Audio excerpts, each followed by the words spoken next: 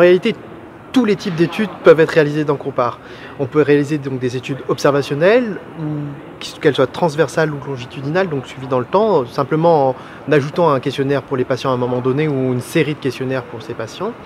On peut développer des nouveaux outils de mesure rapportés par les patients, ces fameux critères de jugement rapportés par les patients, des Patient Reported Outcomes, qui sont très importants aujourd'hui dans l'évaluation thérapeutique.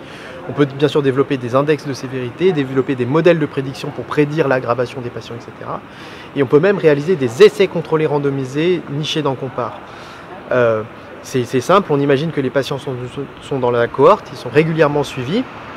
Si on prend un groupe de patients qu'on tire au sort, une petite partie de ces patients et qu'on leur propose une intervention, on peut donc comparer le devenir de ces patients aux patients à qui on n'a pas proposé l'intervention, et on a un véritable essai contrôlé randomisé dans Compare qui n'a rien de différent avec un essai contrôlé randomisé en dehors de Compare. Alors bien sûr, c'est pas adapté pour des interventions médicamenteuses, mais par contre c'est très adapté pour des interventions d'éducation thérapeutique, l'évaluation d'applications sur smartphone pour guider les patients, de l'information patient, la manière d'informer les patients sur un sujet ou un autre, etc.